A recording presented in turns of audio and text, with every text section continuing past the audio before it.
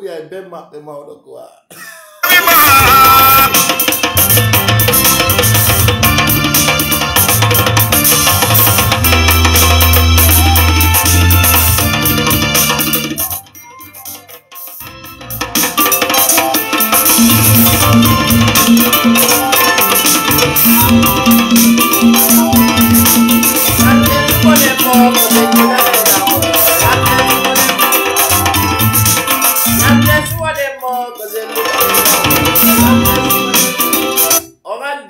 Sondari, mais sabotage de Paye Koussare faux, les projets que Paye Koussare impose, qu'on doit tourner à table, et artoya quoi, ben là, mimi aja kagoy, mimi de wada birdi, mais t'as mis comme millionnaire, on va venir, tous les blogueurs guinéens, comme ils ont des objectifs en cas, il faut tourner à artaba quoi, vous comprenez, wada birdi, t'as Paye Koussare.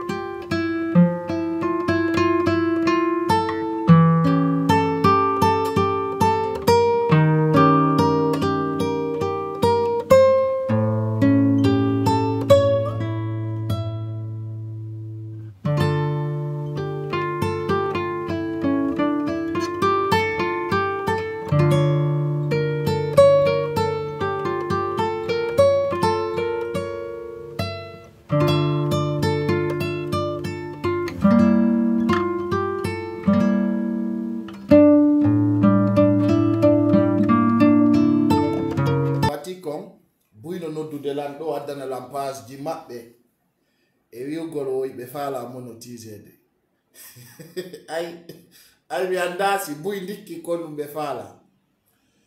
Je vais montrer certaines pages ici, les gens qui m'appellent, qui m'envoient des pages. Je vous dis, c'est pas liste pages qui donne les wakandé dans adana lando, soit disant que vous voulez être monétisé.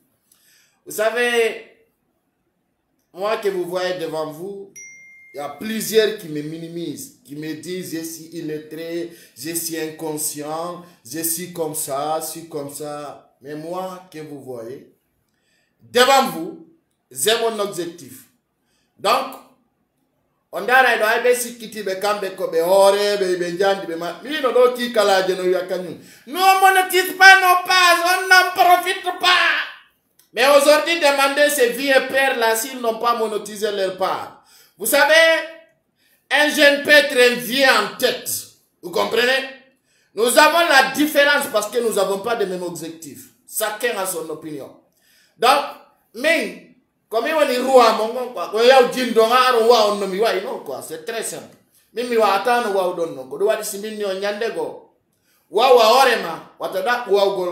Il faut être comme toi, tu crées, tu développes et les gens vont te poursuivre. Donc, min birdi on mi jabata, mi ajaka, min kodo. Quand tu con, vous citez Wambelandarude, parce que vous faites que la madame de Padi, mon pote. On golle là, il faut que vous travaillez. Sous son commun, sous si con, waouh, on heu tu gol kamen, heu titon. Ah, darta gollando, donc si coude donc birdi. Et gollando fene, janwa lotalo. Il y a joku de lando ko fenande, janwa lotalo. Tu penses qu'on gagne l'argent gratuit? Il faut être comme nous. Et quand tu n'es pas comme nous, là, tu ne peux pas arriver là où nous sommes. Donc, les stratégies de l'humain, l'homme, il faut oser, il faut savoir. Donc, si on a comme un joke qui est pour une anka, on a encore un qui a mais depuis nous sommes monétisés. Parce que c'est là. Je vois, il y a une fille qui a classé le petit Damaro qui ne connaît rien, qui prend l'exemple, qui me suit chaque soirée. Mais c'est que moi, mon cœur, wallahi billahi, kalamoumi wa wallo de mi wallete. Tu vas y réussir aussi pour que tu puisses évoluer. Allez, musibe, ande ko tumbindiri endo, mi salmina mi lando si don e janno ko kalko wondon. Kala ordo video ko partage gol pour que yewtere de waw feƴƴude hewtana jama luttudon.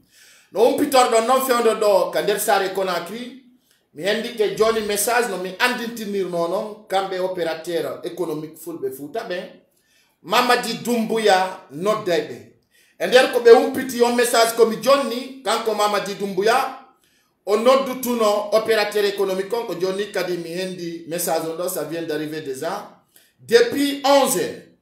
Et aujourd'hui, Doumbouya a invité tous les opérateurs économiques à la présidence pour parler des prix des produits, c'est-à-dire, j'ai bien compris ce qu'il veut dire, depuis 11 heures. Quand Mamadi Doumbouya, il m'a dit opérateur économique. Tawa ibe ben ko fulbe futa, be mi yewti, mi filliti. On a dit, mi burafo, iwana puissant. Kono sabu modon, akilande no jodi, komi yewtata konkadi, buino arde taw ko do woni nder ton. Pay kusare, ona mone ay goto. Mo kala yo wakilo heba strategy ko jokkuda ko anda.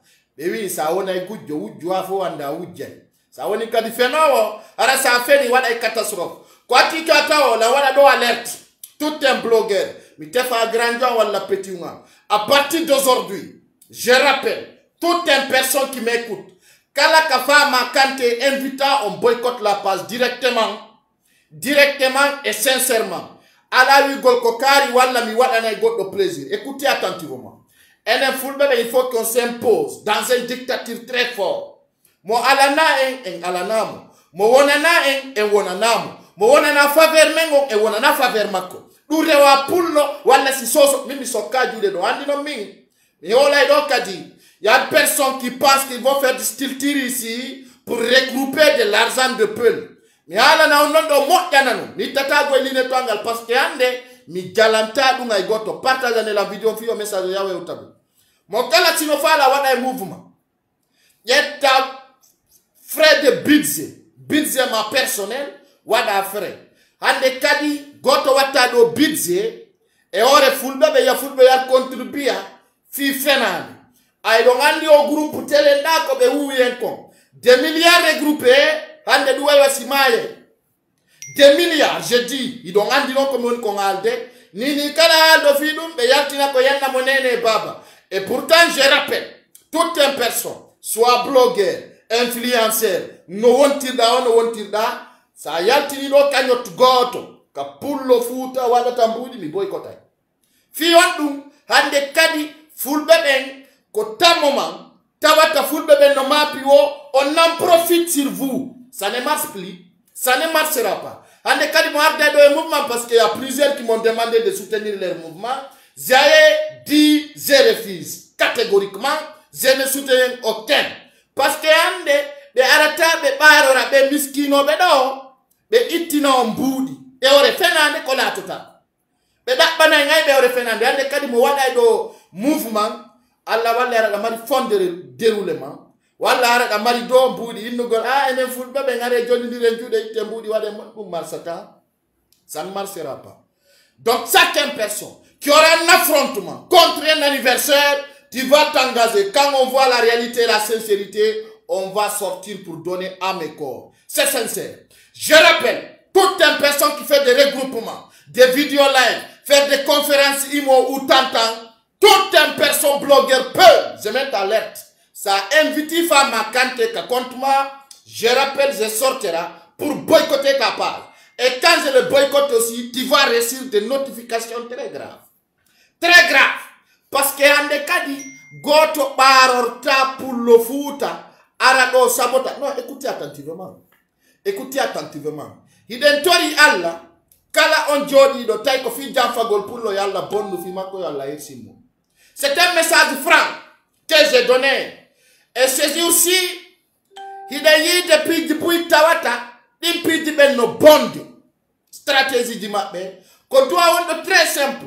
Nous n'avons ni ala nangu bombe ben fop, nous n'avons sari hodo, ani ala nangu nyanne ben fop, andi pati mako nyanne, kon awatar go ya pati mako nyanne, awatar de inna soro mako nyanne, kon sari ala war nyanne fop, ben na kumpai kunowa sinedi, pourtant dandi ko Holanda beko. Vous comprenez? Et les connaisseurs comprennent ce que je veux dire. Ça rien d'ailleurs la nangu bombe ben fo bombe ben monantoma. Voilà bombe ben monantoma. Et c'est clair et sincère. En réalité, à partir de maintenant, on doit véhiculer des messages très forts. J'écoutais un frère aujourd'hui qui nous parlait de Fama Kanté. Et j'écoutais cette partie qui m'a touché et j'ai compris. Et il y a des pelles aujourd'hui, même si je vais mourir, il y aura des blogueurs, il y aura des influenceurs qui vont se lever, savoir que oui, ça fait mal en nous manipulant. Écoutez, écoutez attentivement. Écoutez attentivement. Vous ne voyez absolument rien.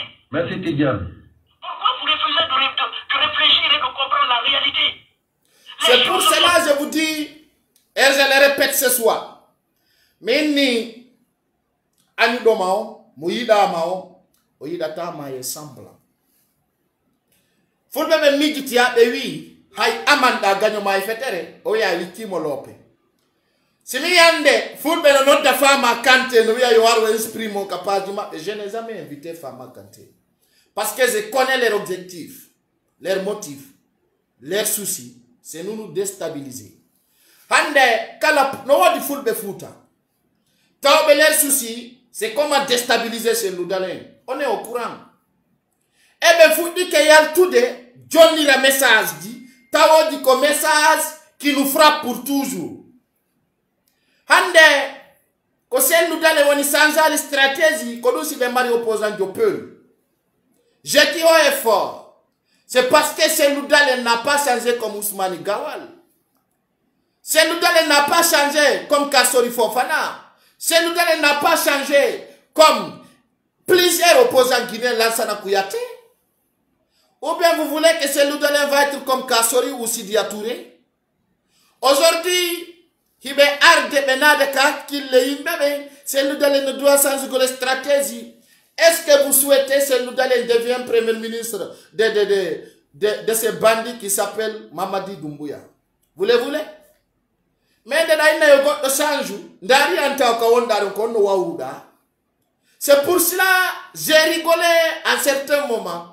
Les gens qui me prenaient d'illettrés, qui me prenaient de n'importe quoi. Et je sais qu'à l'ombre, je suis plus qualifié que 10 000 fois.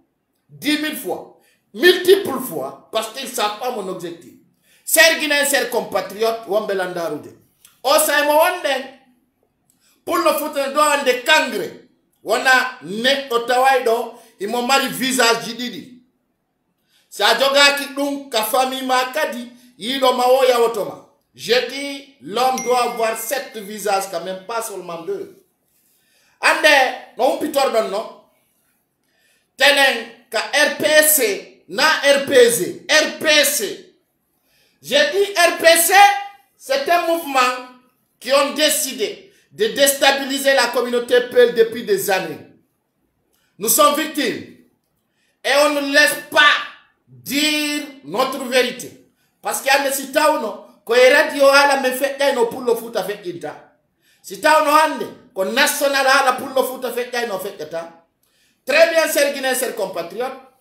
Alors, il a tout de et top pour ne pas d'importance ce soir.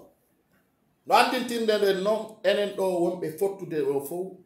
Chaque 20 heures, Yautem Pigi, Bouy Edito, Bouy Nabora, Bouy Naktora Kaiko Tawata, Nwoni, Digne et Franc. Hande, Kawondendo, pour le foot, what be meden, foot que famoude, what be kadi, be araï, be déstabilisant pour tout le moment. Et j'ai dit, beaucoup de personnes qui parlent actuellement, après 3 mois, je vais les faire rentrer à la maison. Plusieurs, hein, je dis plusieurs, qui n'ont pas leur objectif. Ce soir, dans 3 mois, ils vont rentrer. Parce que comme il y a un document qui m'a dit, Milando, mais non, comme regroupe non. J'ai dit, vous avez la chance en tant que vous n'avez pas affronté ces doudels. J'ai dit, tout un blogueur influenceur. J'ai lancé un devis alerte. Kalako Katidon. Wonede, Kalako Faladon. Et fait la Mamadi Doumbouya. Mais je vous mets alerte. Nyande Kala vidéo mon goto. Affronter ces doudels. Tawela là. C'est bien que nous on regrette quoi. Et quand on a dit que Bendaro Tatawa, comme il y a un sincère, parce que j'ai des preuves. Hein. J'ai des preuves. Mais on met en garde, Falador mouvement, il n'a pas Pigili n'a pas comme il rappelle la Tatoun Kadi, pour le foot à Goto, contribuer à tant de Kadimboudi et mouvement fouche, il y a absolument. Hande Kadi, c'est une réalité gonga pour le foot à mais l'otako. Undo yowona mokala sincère. On va mener un combat noble et franc avec des preuves. Ce soit clair pour tout un chacun. Si nous gasi musibe ombelandaru de fendo do tele la Guinée, do anti kambe RPC. RPC kono kutaw do hidentori taw Allah. Kala ka jodete halde fiyo selu dalen jamfe yo Allah bonnu fi non. Non, à partir de vendredi qui vient là, on va s'engager sur là-dessus. Chacun prie, chacun fait sa manière à sa façon. Donc, à partir de vendredi qui vient là, Allah wa lamo ko enveo to mokala parce que programme il va installer Galang, un tandi territoire la Guinée en fait. Mamadi Doumbouya d'ailleurs, il veut pas quitter le pouvoir. Et tout le monde est au courant, il veut pas quitter. Maintenant, comment rester au pouvoir? C'est traîner pour nous faire souffrir, pour se venger. Kadi, qu'on est le monde aux jaloux. Quand comme Mamadi Doumbouya, je rappelle, c'est un homme très jaloux. Très jaloux. Ande Midarido, ça fait pitié, mais je remercie ce peuple digne de la Guinée qui comprend vite fait les faits. Donc, Sondari, qu'on est le monde aux jaloux, Taoudo, stratégie Macron, c'est bref. Hier, j'avais dit, je vais vous montrer pourquoi et comment ce bandit qui s'appelle tout simplement Général Sekouba Konaté, un faux général, que j'ai mis en preuve, il a démenti à la présidence. En quel a dit vidéo, mini conseil personnel quand on a été conseil personnel ko Sekouba Konaté et qu'au moment Sekouba Konaté à la Guinée quand colonel Mamadi Doumbouya au sens de stratégie et à la présidence ils sont suivis la vidéo et il y a des personnes qui sont là et disent oui c'est que Paï Koussare dit est vrai. Le fait la démenti soudain sans montrer les preuves et je l'avais dit moi Mamadi Doumbouya regarde-moi sincèrement là où je te parle je n'ai pas foi aux yeux. Je ne suis pas remonté parce que je sais que tu as failli ton mission. Je sais qu'aujourd'hui tu es inquiet. Et c'est moi seul qui peut te faire sortir là où tu es coincé. Et personne ne peut te faire sortir là-bas. Tu es impérieux, je le sais bien. Mais regarde-moi attentivement. Là où tu me suis dans ton fauteuil. Monsieur Mamadi Doumbouya, écoute attentivement. Si tu veux s'en sortir, tu vas m'écouter ce soir. C'est ton meilleur conseil. Écoute attentivement. Je vais te montrer d'abord parce que moi, quand je parle, c'est avec des preuves. Je m'en fous parce que j'ai tapé Alpha Condé avec des preuves aussi. Regardez cette image. Haïkander Soudou. Nene Mamadi Doumbouya Djalan Nonderton. Et cette image, ça va parler. Et regardez bien. Regardez bien. Kawani Doni et Tanka. Oyata Djoumare, on te répète. Kanene là, il m'a dit, et Djoulirde. Parce que je sais ce qui passe là-bas. Je ne voulais pas tousser cela. Je ne voulais pas m'en aller dans ce projet. S'il vous plaît, partagez la vidéo. Ils sont en train de signaler la vidéo. Ils ne veulent pas que ce message passe. Partagez la vidéo au maximum. Mais Falaka, il y a une depuis du Gonderton. Qu'on y a fait de Kanka. Et là, il m'a dit, tu viens démentir exactement ce qui passe. Et là, tout le monde peut voir qui est là. Et tout le monde peut voir aussi qui est là. Donc, dans la déci, je vais vous montrer beaucoup de choses. Nous ne sommes pas contre vous. Mais votre décision est nulle. Donc, Sondari, vous voyez, dans leur maison, il y a des sorcelleries, il y a des féticheurs que tout le monde connaît.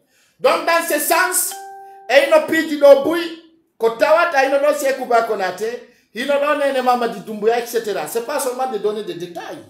J'ai des choses sur Mamadi. Quand je vais le faire sortir, ça va exploser au capital. Mida, yen, amiyaltina pidi gonoton, tawa na, birdi wono ita yeso. Dans ce sens, chers Guinéens, chers compatriotes, je vous rappelle, non faut pour nous anti. Guinée bébé faut nous andi ko ya comme force spéciale c'est des sorcières. Mais non kon woni golle mabbe ko golle jalam. Golle jalam, c'est-à-dire wawi no bonu de dum do fop inde Allah ka leydi la Guinée.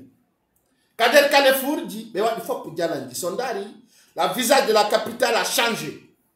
Kala Komama dit Dumbuya, soyi hande, o yeti 300 millions, Fidjon Dougol, les jeunes femmes, pour qu'ils soient au marché, pour donner des détails, RTZ, Yaltinoya, Yon. Tout ça, c'est des sacrifices.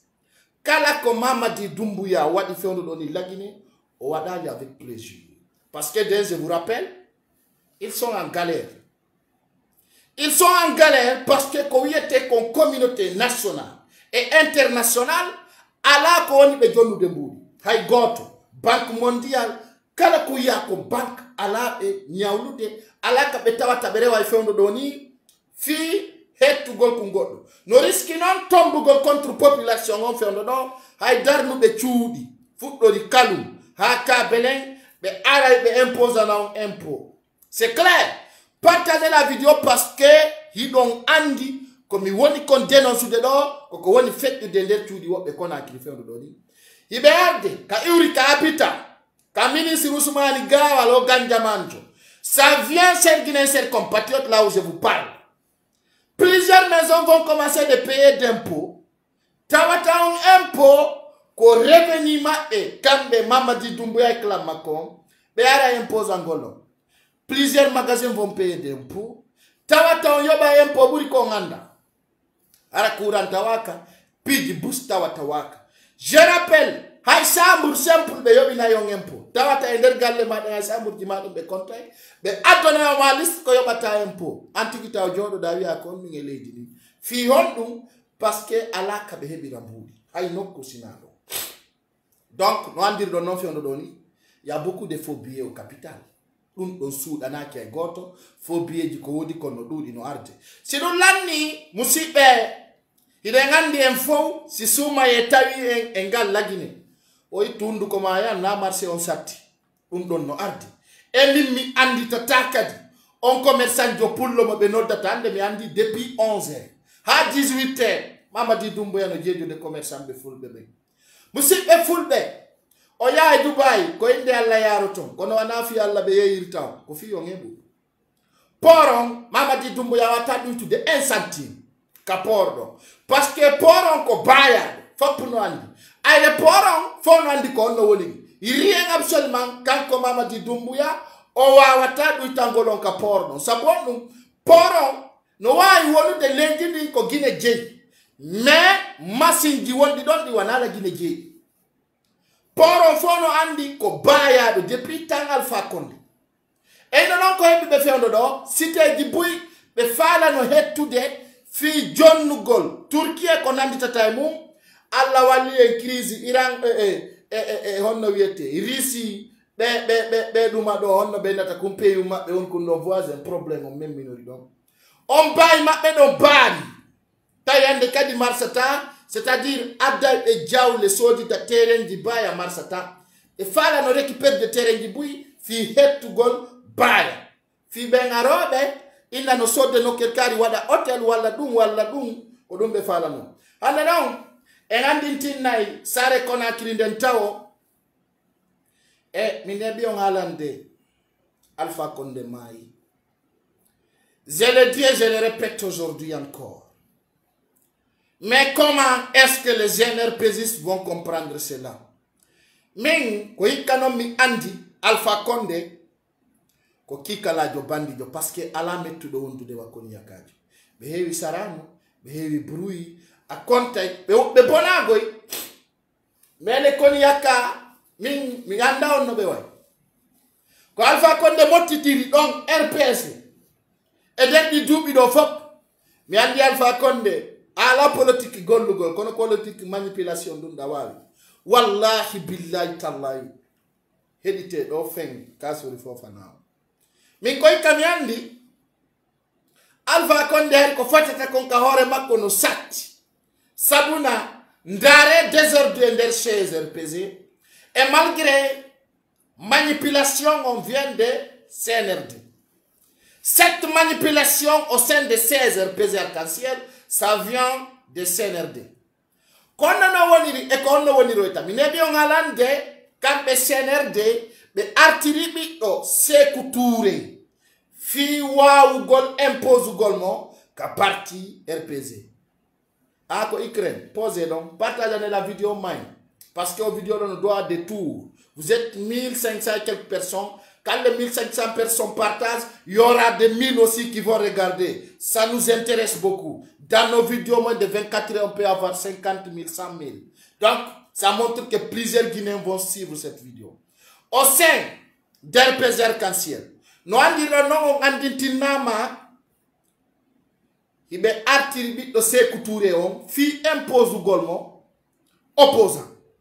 Ni kono andi y a des milliers ko lagine tun arata harada wowla na goddum hewta lagine tawa goddum lagine no woni leydi tawayndi hino hulbini leydi di lagine be halante goddum arada pari ara lagine sikka ko Ukraine wonda parce que den lagine stiltir mabbe on taw ko fena fewna dum woni problème mabbe on ka pays fena fewna c'est-à-dire dum ko stiltir gine dum no woni ka cerveau mabbe ko lagine jottada goddo wonna ma ko feccata Sénégal ko lagine jottada yamo meda jawde vol no wona ma honno Emirates Dubai wayi goddo wona ma Air France Air Bruxelles ko ni wayi hara ko nani fenande mamadi dum bo stratégie makon ko fenangol gine mbebe parce que ko dum o arti fena dans ce sens hande be tawa e nadugol polygamy e erde yimbe be kander leydi lagine andu parce que fendo doni be wawata on addande nawnare be wawata on addande ko wiete compagnie wallahi billahi tallahi si Ousmane Gawal wawno manipuligol certains militants de l'IFDZ il sera imposé président de l'IFDZ. C'était son objectif, c'était sa mission quand Ousmane Gawal kodou woni ni mission makko au sein de CNRD kono Guinée be famali, c'est-à-dire mission Ousmane Gawal si on nani moja ko halata ko o wi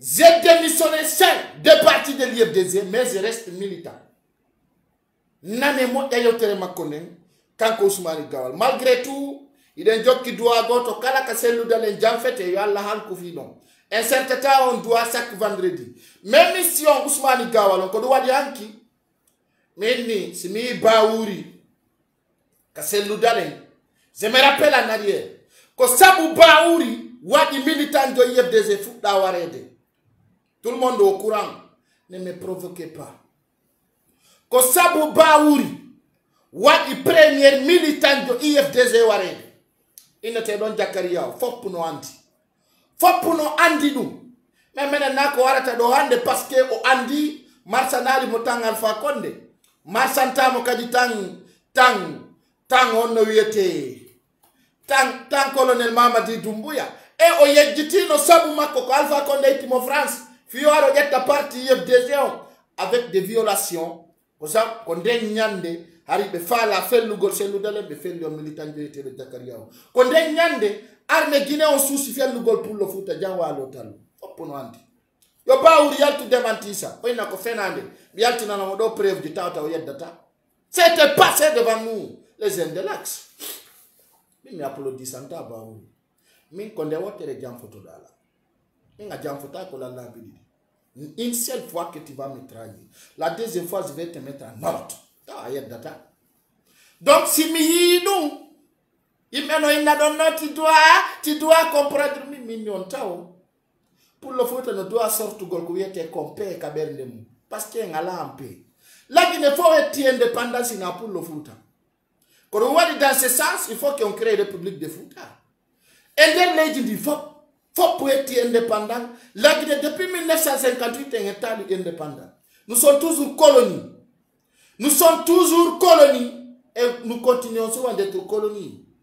Et de voir aujourd'hui plusieurs imbéciles mal intentionnés qui créent le nom de Pel Diallo Paris en venant m'insultant, en soi-disant vous me dégradez, vous faites tout, mais je m'en fous.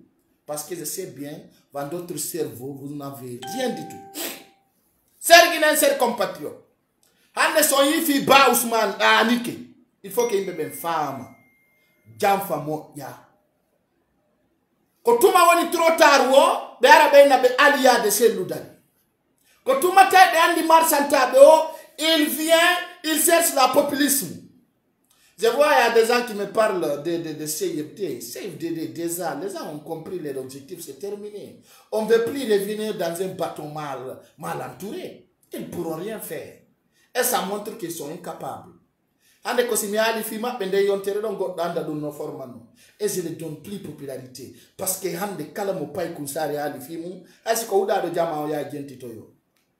et je suis leur guide, malgré tout. Je fais des vidéos tous les jours. Je donne des infos. C'est clair. Et je montre aujourd'hui les gens qui veulent faire des vidéos, comment faire pour avoir leur vie, sans compter sur personne. C'était l'objectif. Wada golle made, wura ngurda madan, hara habaki, kotuma auditeur joma adama godou si soda connexion walla da. Et il y a plusieurs qui ont accusé plusieurs. Qui dit que godou woni yobude pay ko sare. Il faut que mindara minna nyande be andi ko mi andi ko wobe poso. Parce que be andi min be anda fiango. J'ai beaucoup écouté. Mais na hande ko nyande go jogaite wiye no be wonno be wadde vidéo jo andi fena be yaltu no wi. Menen ko men om de clavier, men démonter men monter. Minni be do foko penale parce que fu sala ko be andi sina hunduko. Bula bra. Be wi finkari fella ndi wada ta sarano ko burti. Be mo felli wata hiku. Tout connaît, les connaisseurs. Donc c'est ça la réalité. On avance avec des stratégies très fortes. Très fortes, toujours pas écouter ça en nouvelle. Et ces soldats guinéens, quand on attendait, et on y a fait icône KRPZ arc-en-ciel. Donc, on lit en photo, Andi Tingol Tunkan comme Mamadi Doumbouya, yo sanzu. So sanzi, Jama on sanzanem. Jama on kadi. Wallaimo hunde wote répète. No organisera élection au kita. Hay goto kala rasiru doma. Mi wondiri Allah ko trompe doma. Andi kon nandirta jotta ko yore amen parce que men fala kama. Ala ko wadata hande men apprécier. Ko dum tawani afama ti cherche à être applaudi à cherche de populisme. Ko andi tatano menen wada be fiyo Guinée be ngolo ma men tawa didum. Ko do wat nandasi comment je vais t'expliquer ça en français parce que là andi ananata soso ananata manikare la bunde c'est ala comment écris-moi comment je vais l'expliquer ça en bon français quoi. Ma du winda na bidon e commentaire harakala yido wawa jangude anda ko dumi fala mo alande mi wola e pula mi wi mi komi woni Guinée njo nyande minati o Guinée be ngara jentomi komi woni on Guinée njo kala komi woni e hore goddo ko dum wonoita komi allandi no kizesi komi woni on Guinée njo si minni lando fena adno fo ya ndarata o fena understand me. Winda ne landon e porto ono fami be no jangi no mari diplôme ji winda non do wion pay ku sare wi Mamadi Doumbouya ko woni ko dakkude o hebata populisme o hebata dum mukku di hayati parce que ko mene wola ka fiyo Guinée be ngolo me me wola ta kala ko gel fiyo jama on kellu me na ko fenande men démenti sa fa e ndara beta kadi ko fenande fus wonta c'est clair. Mamadi Doumbouya écoute attentivement. Tu n'as aucune porte de sortie parce que tu cherches la populisme. Et tu ne peux pas avoir ça. Tu as perdu la confiance. On dit dans la vie, tu gagnes la confiance une seule fois. Dès que tu vas le perdre, tu as échoué la mission. C'est clair et net. À Mamadi Doumbouya, Haïwadanda Guinée Njon Sato. L'année, parce qu'il y a des cas de Mengola qui m'a. Avec Haïti d'Adwa Mengoutima, l'année.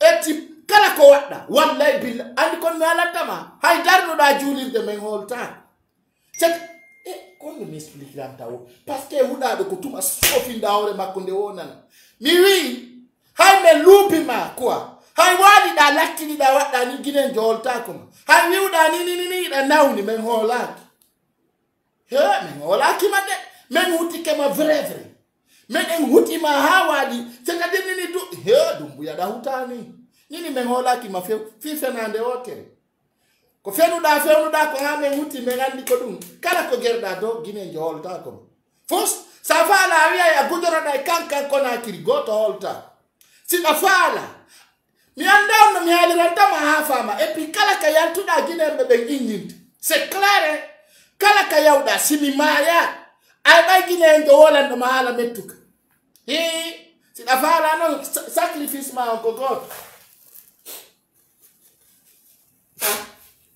sacrifice ma ko goto pet wala tamakat sacrifice ma ko sa jori ka nder pale ara yaltali si wadi yontere awolali mengin na be wadi makudeta idu do mano mapi kami woni sabuna kala ko yete kontadio redu mi fawe dumbuya mi do andi ko 6h à 12h dantoda hakenna ko mapida minade dumbuya famani anda lawuni anda yombo koli nga jangala mbudi ha jangala yotoje ha jangala lamu ha jangala wongol bappa e kawa communiste ha jangala anabidi njati gijong sokaju mi penyante awona pi tawa kono kala ko gerba dumbuya me inene minu ma haku hara gine ndo kala gawa ye otowa ay tu atika afeni la ngandi dunga watawa dekane kodo woni amettiti la goni nudeni donnez-moi un temps qui va te donner un temps tu es qui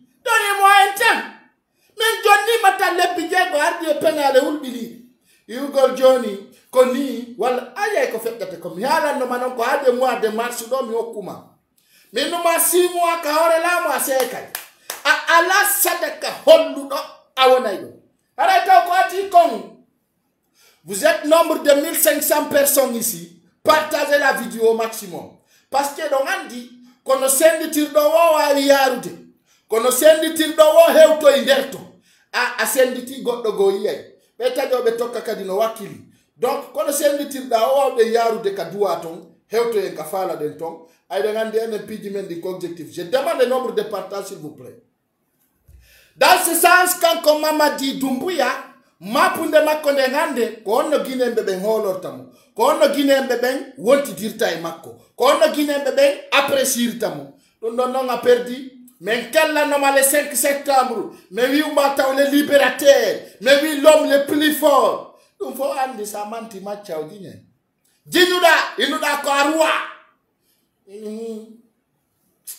kella ni ma kono minisi tinani parce que non wonno yirude da yara no mi tu jalo jala ma mi andi kono min yom yaw ha mi eta mi anda si ko mi hayni yom mi tay jana dum ko birdi kono nder mum me wi annu e ma on tie jalu ay tunno ko dum arduda anda e gaynade a moƴƴina ha moƴƴina tawa fop kadi koko perdi wontata s'il vous plaît ko perdi wontata perdi wontata perdi non ko 1500 personnes woni darde do o wi sanda fo ben don partageal parce que be partageal be ben don en comptata na 1800 on compte min ko 1800 partage ko dum compte na dum ko ne na l'essentiel c'est pas le nombre c'est le partage qui nous intéresse parce que on partage non you know hay porto be ben don darde porto le blanc unique. Les blancs français, les américains, les hollandais, les espagnols nous regardent. Mais le nombre d'importants, c'est le nombre de partages. Quand on partage, on a si quand tout le monde darudi. Urbe makai non darudi. Urbe ben don kai non darudi. Kono wa watawonide. Hey, ko pullo futa yata no jodo ina pati ne fi pay ko sare. A pati na ko alla pati na.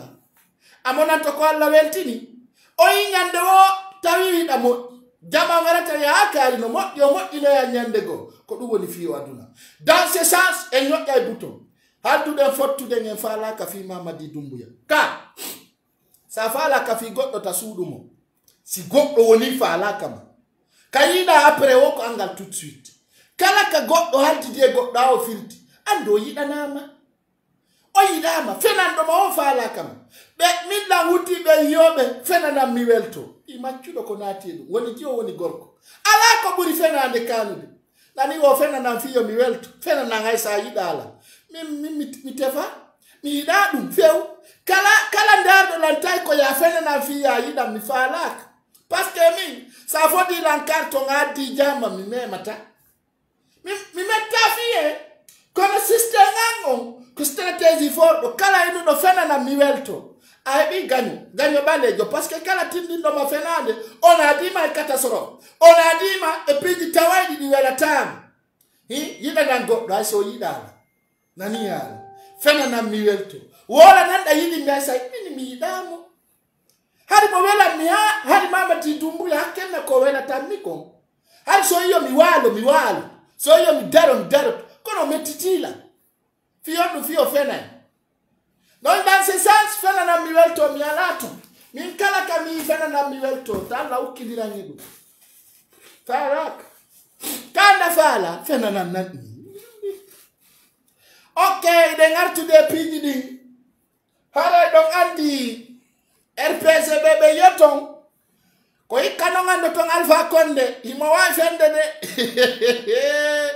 RPC arc-en-ciel la bandi jidin hulbini di wambe mone pullo jama mi toroto jango ko juma juulay be ben fo e yawo be ka juulete ton fo mi tori on hunde wotere son hewtika ganduna son hewtika der juulide parce que si minni imamu be ko escort haray ko babe wobbe ngacca nayla kala imamu jo mo susali wola gollando waray do gonga wiya silando wari silando jaggike silando wawli fenande silando yangi population on alla la de mo yite jahannama si imamu susali wolu dedu haray no satti haray non kala ka dumbu ya juli juma langandi nango jula ta itiande o gasa nango jula ya fi mi woli haray langandi imamu belagine ko imamu jo goto no bambeto alla weltanimo alla fewnu mo ya folan kako ya alla fewnu mo ya foen yalla ya fo si jetti tay ko non si fewi day sabu na ande bi do ngari do duwa do no ko pay ko sare wala no birdi bawdo e di tedo taw kala no kala non jaldo go men lancho di day do non nayo goto jallo menen bebe mas si me wertani kala men duwan to makko foti ha e di tido fe nyokki do mbutto la barakatuh anta mas en direct do inna lillahi wa inna ilaihi raji'un ha ka yalla fi tafatul kal waqt yalla waren fitna o yalla war on feddina way mi fala tew istangolo stress ngokku si mera mi bombarda ko foti ko o nane de do mo jabbe mera mi fuddita non do hedo don mettez kere partager s'il vous plaît ande mo ya hande akino milando ma wala akuni mai Allah an awona li desi e mama di dumbuya o yalla warbe fewna be mi ronko wolda ko woli kon jakami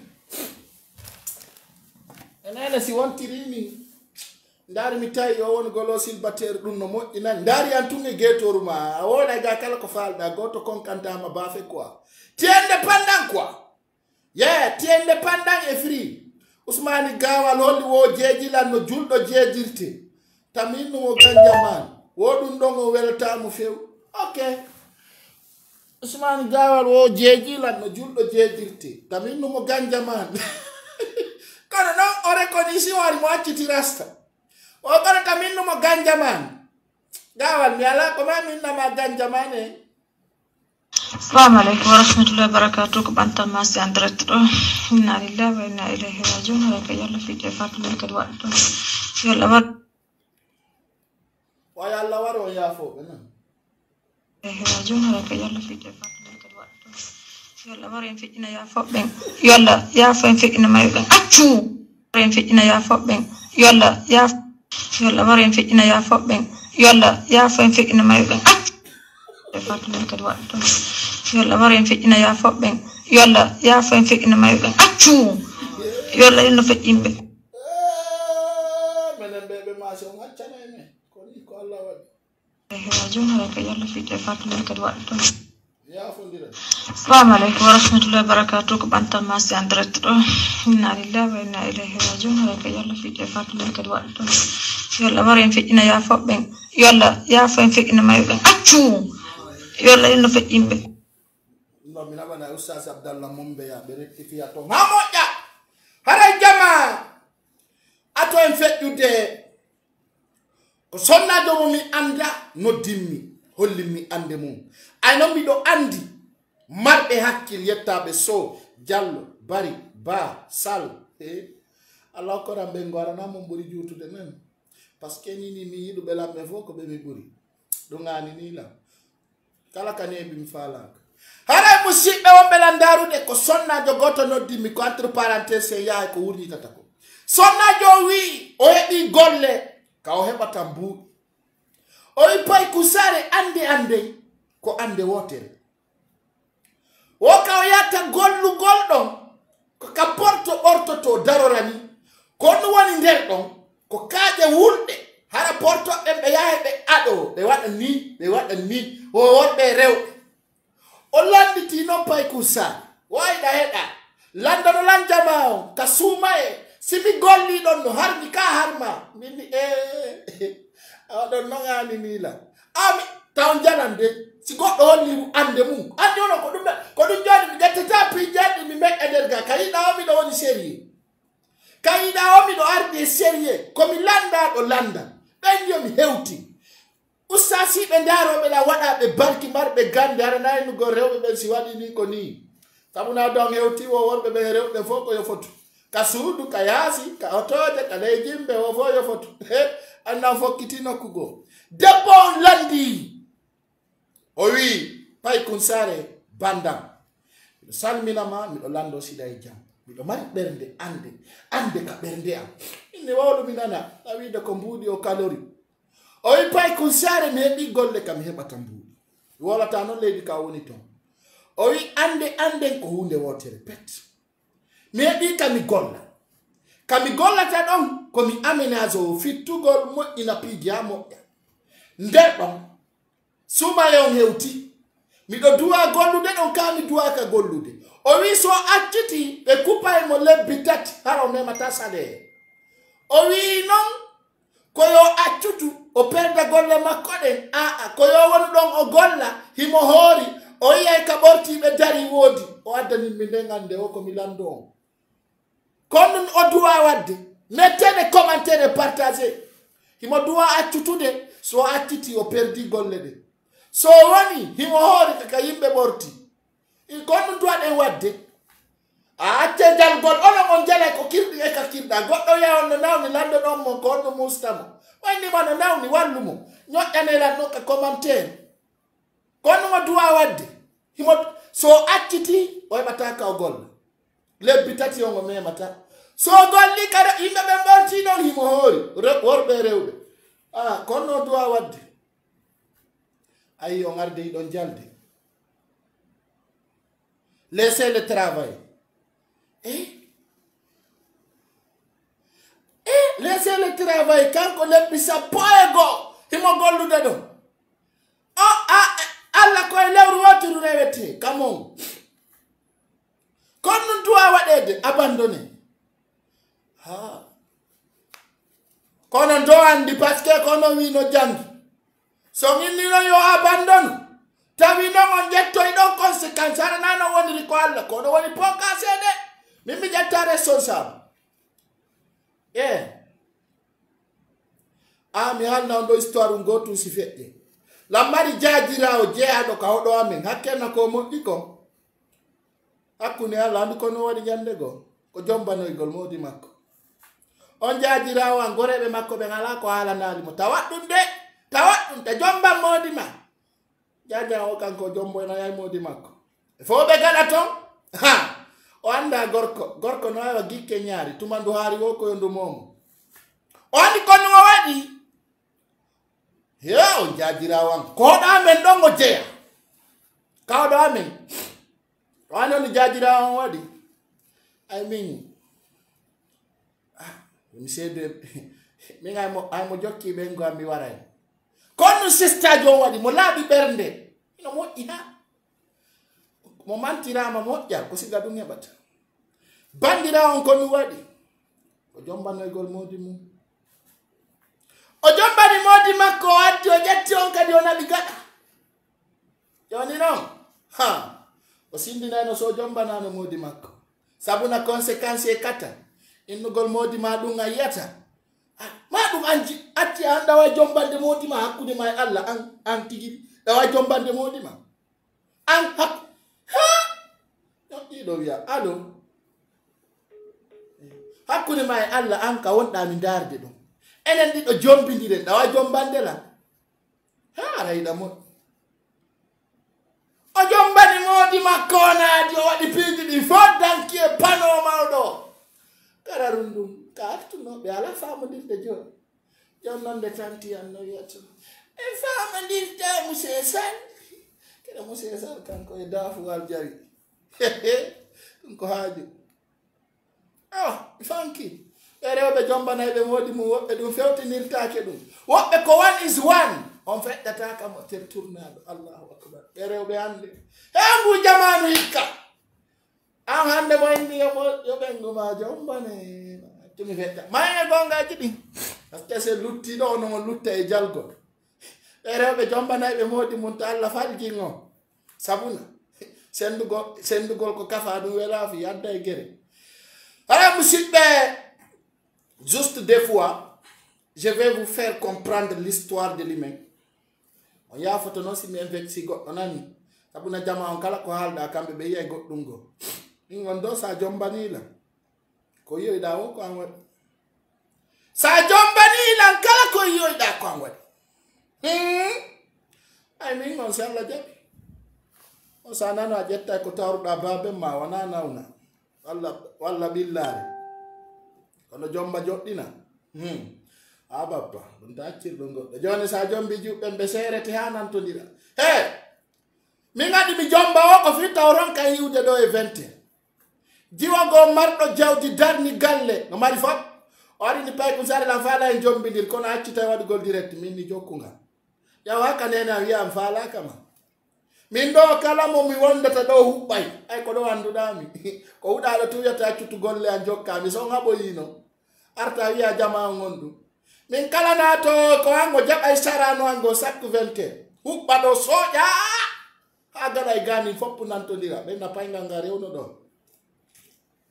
ka moyni wana ɗum wiya moy ka tigi o ye borut anowe kala nato kan ɗo min koye fimanka mbuɗi no woodi ñamoɓe ala sa naati ɗo a jooɗoto heɓolɗa ko jamma o heɗoto ko heɗoɗa ola ha soda o to goɗɗo wola ha sabota ngal kono woni sani marche pas c'est ça ara kala yiɗɗo la yiɗi dalan e haala an kan ka yewtuɗa e goɗɗo a woni a ɗuuɗi haala o bloque mo kala mo yewtutuɗa innuma ti parle trop bloque la personne ndara wulɗa ɗo wolo calcul mom birde man jama he mo ala hitta Allah okkore ngarana kata e piro sanan goɗɗo ina Allah e waɗi gere leydi ala ko bonta ton hayreyo mum Allah sofin dumbu yara goto ma yaade sergine ser compatriote ɗo weltana e saji ɗin fof ko darton pay ko sare wonde mi ittana stress on gotum par ce que ala ko ɓuri kande modi ma no France ɗa Hollande walla modi ma no France ɗa Allemagne walla modi ma no France ɗa États-Unis menen haray moɓidiren ga fo waɗen ka wurere defe ga moƴƴa on y va sarguinen ser compatriote ko andeji yimɓe woni komi mélangeani on ɗo mi feƴƴini par ce que sa nani je vais vivre avec l'ensemble ko jam woodi so tawi ñande o saggina e wure ma aynayo Allah sendu on ko ɓuri yawde Allah okkoron mo nanduɗo siko huɗaɗo siko barkinaɗo kala mo faalaɗa yo Allah jonne siga ko faalaɗa ko hara no nandi e ma ha hara so on tuɓɓoto on yaade e Allah yalla waɗan no waɗi rimmi o ɗum wana lakara siko kaduna ga a sansa egaena yo Allah sansana hara musidɓe wonɓe landarde kala ndarɗo la wi komi silbatere miɗo hani e jombude daram moƴƴa de daram moƴƴa yiɗa wawɗo wama par ce que ka mijitiɗa no hayinɗa miɗo handi si anno ŋaari en fottata andi kayɗa jamanu ina ɗa foddi e hunde ara noon foddi o wawi wa jama on si a tawi miɗo foddi e hunde tawi miɗo foddi e ma ya quoi tu peux venir t'imposer way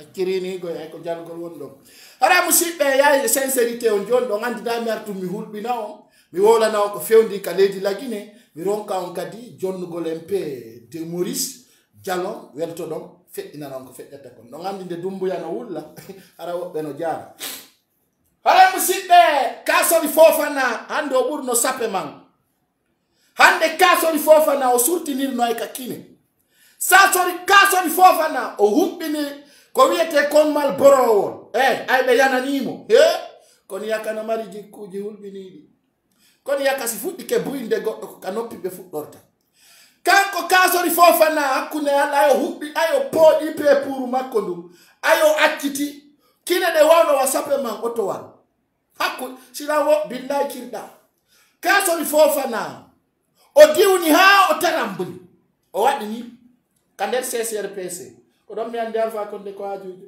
on andi kala ko ala preuve ko fenani hakkunde Allah kasori Fofana ne kasori Fofana ma pino hande ayo pooɗi cigarette ɗon andi no yaltani jama ko ɓenta kon sisa cita on ayo pooɗi cigarette o ngol o yaltiniri ka kine ndaare ɗo hino ndaare jama hino o yii epi awi ay sappe mangoy awi ay sappe man oto ma punde no hulɓini kasori Fofana ayo pooɗi taw simme wongol o acciti tay ma punde sori par ce que ande ɓe lannayno fi kasori Fofana laamu mettitayno mo hande si ɓe hendino mo ɓe hoppayno mo ha fi RPG mettita mo soɓe sotte iɗon humpa ka ɓe waynodiri ɗon ndaare ɗo de ko jidiran komba jakumma yaali e woyiyo ko hajja on no hajja nanti ka ko naneti deysan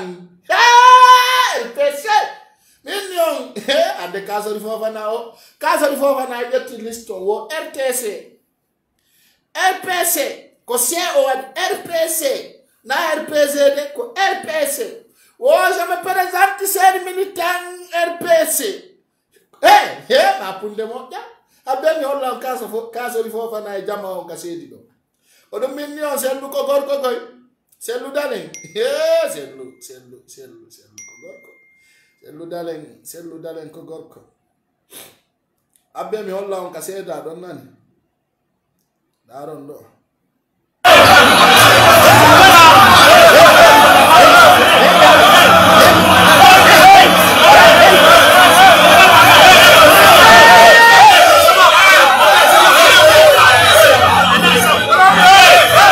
partage ma en faaɓe ɓe waray hande si ɓe hendino ɓe warayno si ɓe heddinomo hande o andayno koni yaka ko boni hakkil ko so indi wiyetendi damaro mi jabota koni jama wondiranonga salte yagal moƴƴa andi mi nanayno patian no wiya madiw nene miɗo tori Allah to Allah hokkore debbo saltejo mina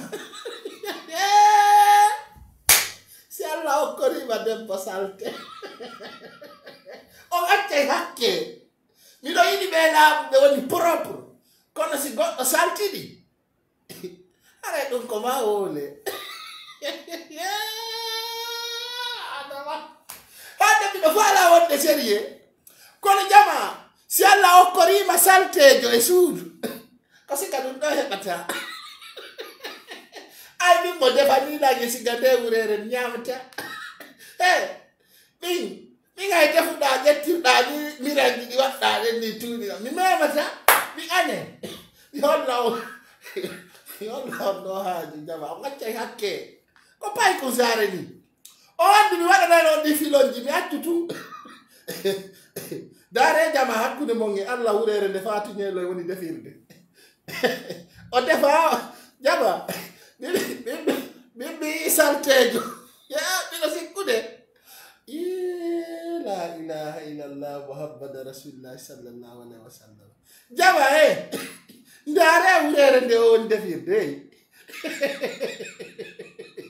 dare haaji jama oɗo defa ha gayna o yawo ko mamande pauvre ko mi no defa ƴetta bingawal ngal o lawɓiri ngal o waɗa ka nder poubel o ƴetta ɗum ɗon kadi o mintinnira mi faala tutude ka jullere an ga minni mo defanta ñaama ko kanko tuwa e defude ɗum ɗon ñaama hakkunde ndaare wurere nde heyi miɗo andi hay sénégalais ɓe defirtaɗe wureji afrique ɗo ɓe lawɓa e wureji ɗen haɗe laaɓa pos kono fi Allah sa wata defude ko laaɓi maran ɗum hoore ma taari inñinamen fi Allah kono noon de ay ka murtani en defa e ɗon deppo ɗon ñaama ɗum no kaani ha o salteyaga ɗum no rondi tuberculose ko ɗum waɗata ɗe mari asma c'est pas bon c'est pas bon kawno hakkude mo Allah ɗo wawi ñamude ɗum ɗo hiɗo wawi regardez ça s'il vous plaît ɓurenden tuni tous no gasa yanga ɓattodirta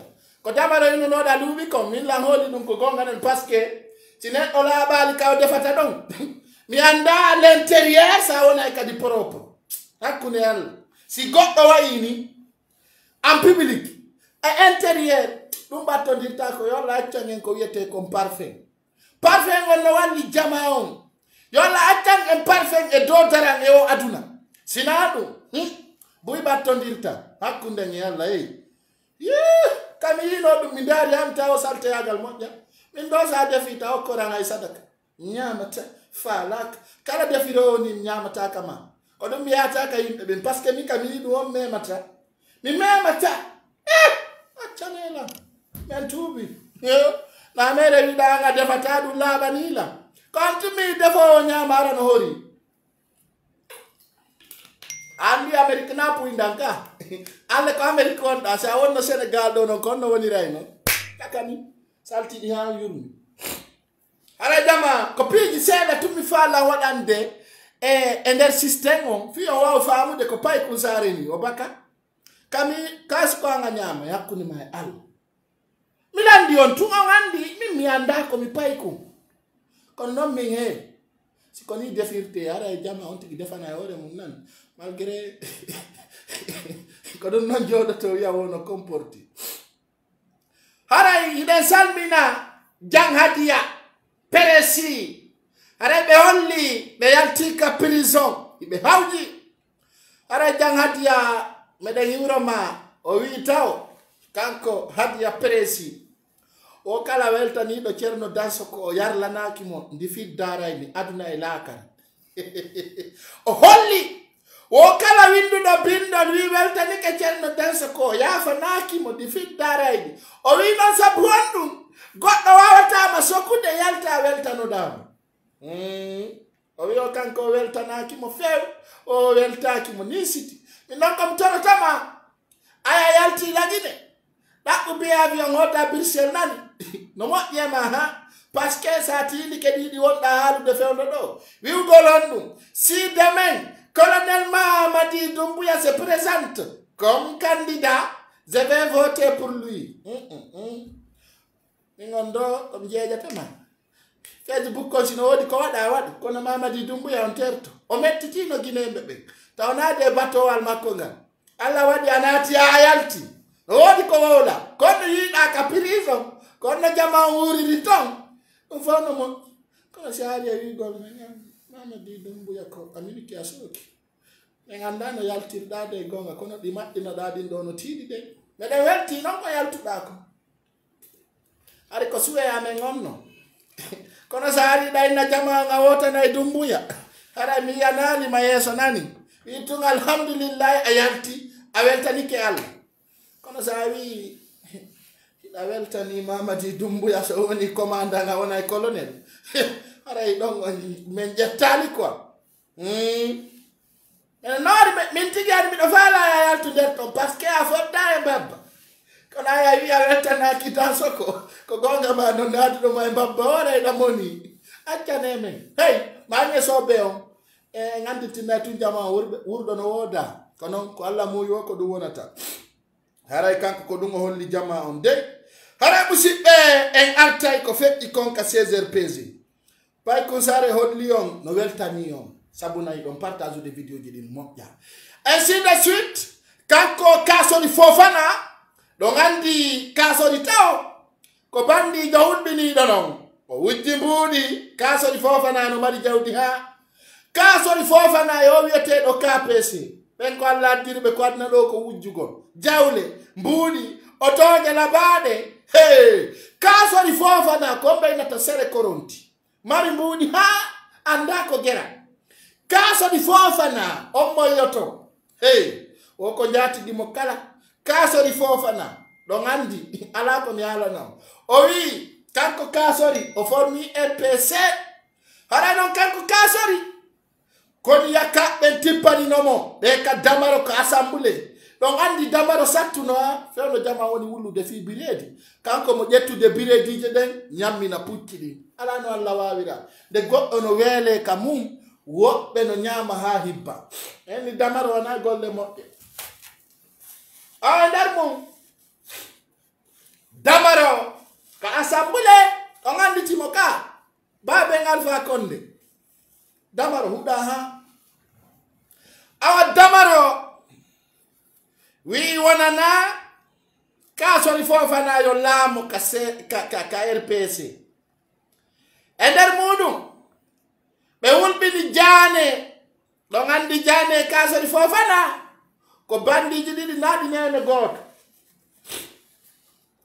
Jane ko bandiru ndu anduɗon no faala no waylutude Mamadi Doumbouya no faala no waylutude kañum ka soni Fofana ɗon andi kanko Jane laami yontere Mamadi Doumbouya heɗi fi makko direct ɗum ɗon aduna fof no andi kanko ka soni Fofana hande noon ɓe yahannomo ka makko lambanji sa feƴƴi ka station temi hiɗa fokkitani ka balde frère ayo hewti haray kanko ka soni Fofana ka o fokkiti tawno dey himo prépari himo wonde yimɓe buy on anditi kum mawɗo wunɗo ka kum mawɗo wunɗo fof no anditi kum dans ce sens kan soka fori Fofana o arno taw ka o natatata mo wonde yimɓe buy ɓe siteten ɗo woɓɓe en sitata inde mum voilà kanko ka sori noon himo recruti yimɓe buy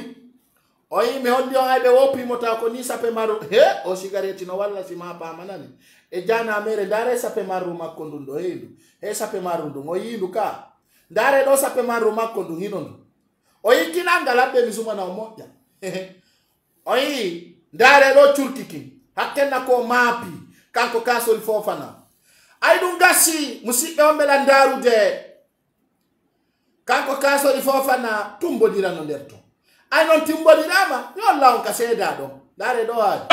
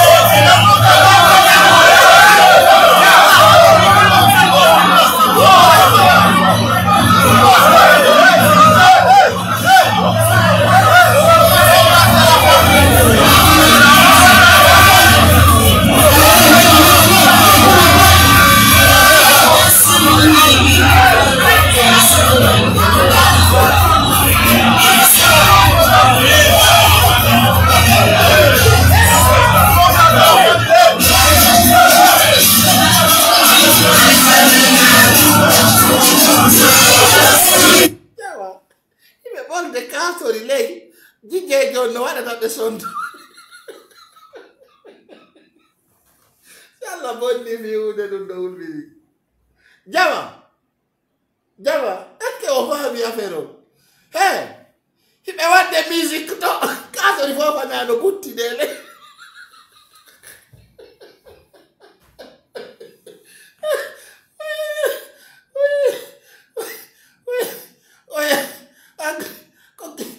lagine kala ka yaali lagine anduno e cassette tan téléchargement hiɓe puucinamo to leyga kasori Fofana ndare nani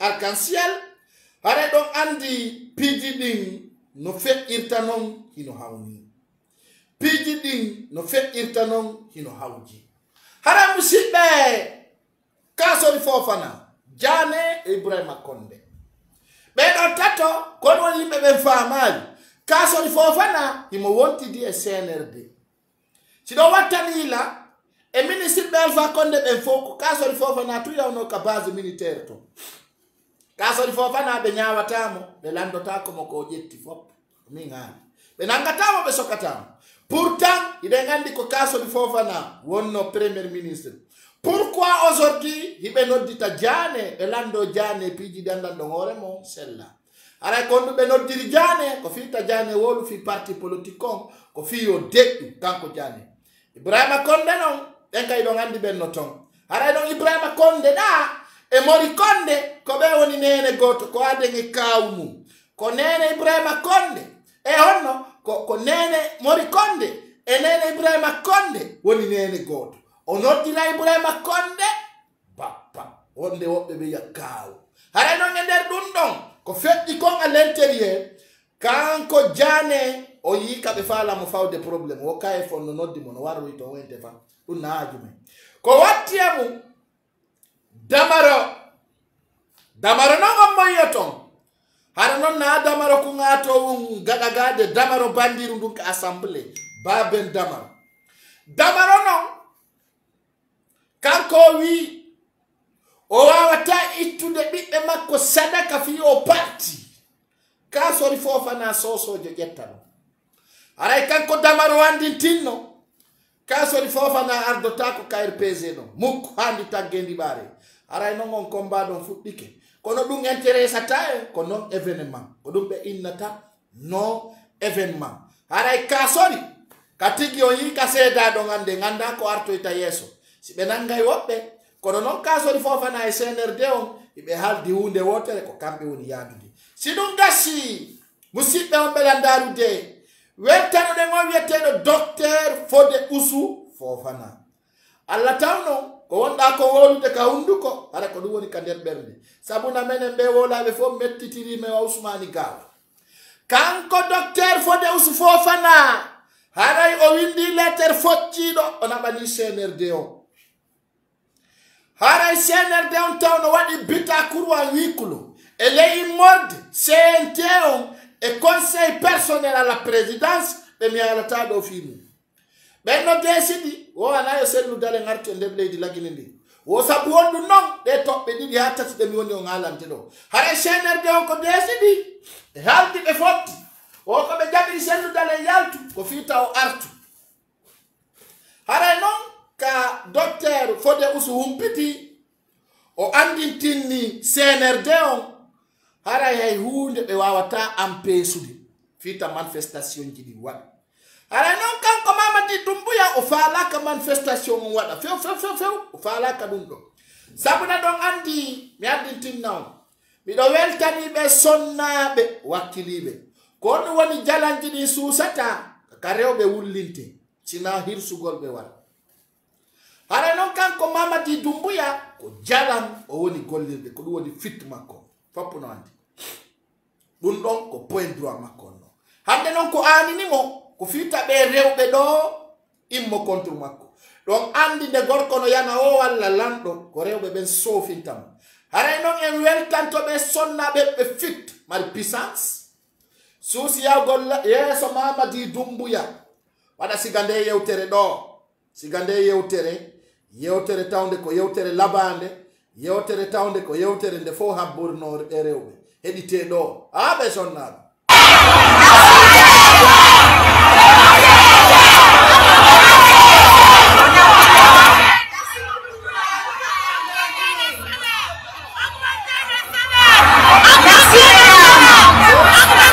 haray rewɓe ɓe golli Mamadi Doumbouya la ilaha illallah Muhammad Rasulullah o defali ñaami defa yeeya e adama nena yo o koɓe ogumantu salaire landela mati ko hombo yoɓi depuis o laami nane moƴƴa ko rewɓe ɓe wona joɗɗiranede ɗo heɓe rewɓe no welanmi he ko adnallah o fopp ko ɓuranimmi ko non ɓe rewɓe mi sagoan ko non tu ida tam parce que so yidi la ngajo am marse worbe be ka sidi la metatala kono ko ben do buranin j'aime trop les femmes battantes parce que bere be do no mari puissance je vous fais love yeah les femmes je vous adore beaucoup wallahi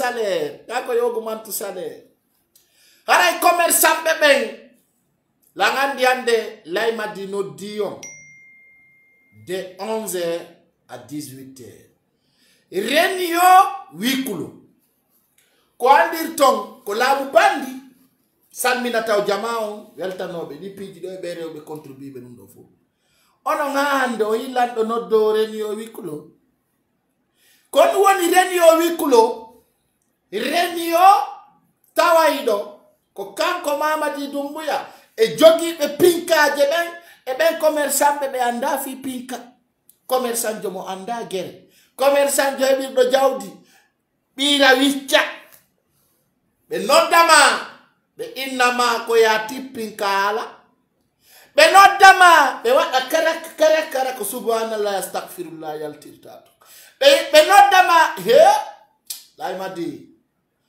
alako al tertomen accu Mamadi Doumbouya hakundani Allah sadaka on fita be lanci ko ya noddu sello e sidiya wiyabe katigi fala na on jamfago fala jamfago leydi Guinée di fo mi tay marsata joni do dan 3 mois mi organiser election la andi no awata dum on awata ko dum innuda awadata kono ne sa wadali dum mi wondiri kamil yo jama jodo hedo kaka dadi si seda don ko do seda sida si be warali mare ko ya yettu Allah min no ngalamma be wadde te tawe bana samura don taw mi taw si mi halo dum ay le ko ma mi hala ne non mi jokka ya wadon ni fewdo doni kanko bana samura wacci walu gol kamako partage ne la nongo sengodo kanko bala samura o acci walugol ka makko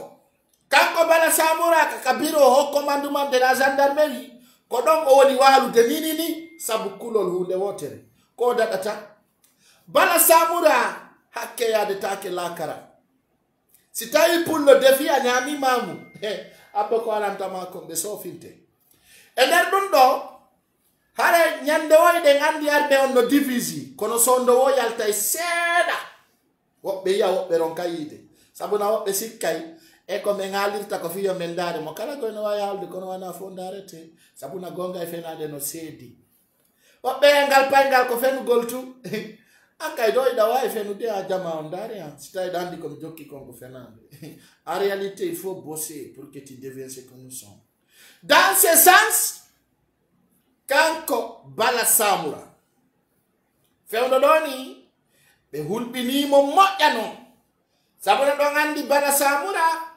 laamu alaaji ɗo few laamu no aywa jinna ayno kamɓe ko jinna ɓe jokki ko non wonirta dans ce sens ka fewndi ɗo ni kanko Bala Samura e paykoy koy ka force spécial duttu woni hakkunde maɓɓe min torino Allah yo Allah ɗum waɗi mi wiwno e video an e juma feƴƴutunoɗo mi wi Bala Samura a yayi a imili selludale a wujji piiji makko ɗi a naɓɓi ton force spécial Allah yo an e force spécial yon séparu ka fewndi ɗo taw ɗo gandi o suka wiyeteɗo commandant Ali woɓɓe noddiramo le numéro 6 de force spéciale woɓɓe noddiramo le numéro 2 komɓe woni commandant Ali ko suka wakkiliɗo ko équipe makko wonno sitana on ɗo seeɗa ko kanko e Michel Lama en wonno équipe eyno ko ɓe toñirimo ɓe wowimo wujji mbuuɗi ɗi yaka hande mbuuɗi ɗi tawaka goɗɗo nandi film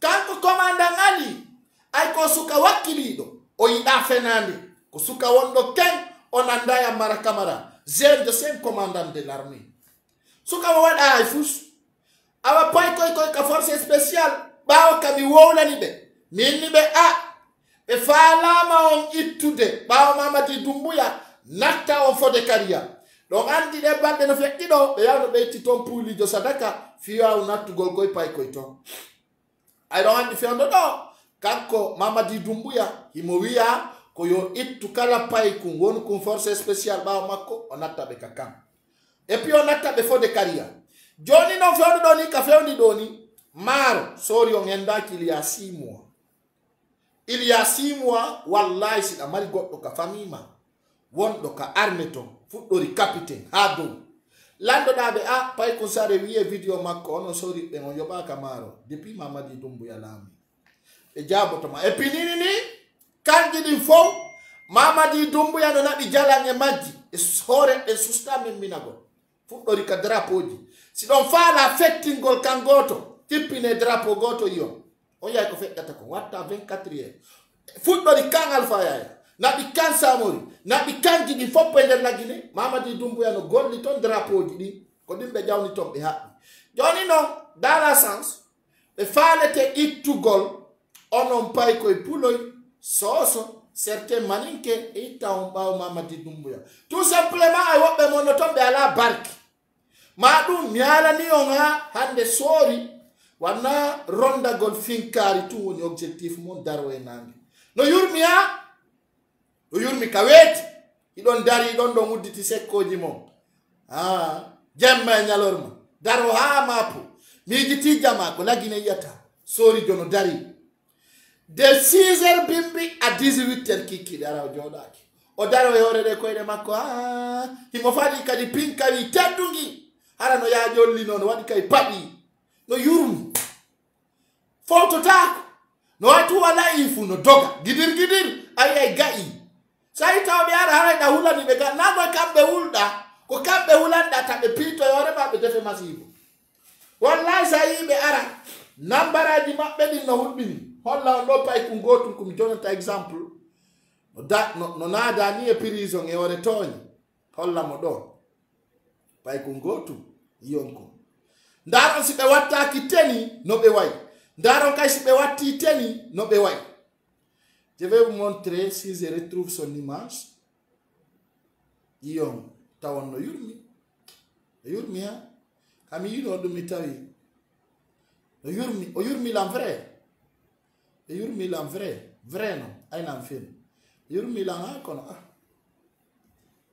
abbe mi yaltinan ɗo yiyon taw mi holla on face ɓe fop nde ɓe yahata o ɓe loota ɓe nasele ɓe naata ɓe birdire tawata sa yiɓe en face a yiɓe après ɗum ɗon tawa inna ko mi yiwno par ce que nde ɓe yaha no yurmi ça fait pitié ko tawata a yiyay ɗin piiji hara ko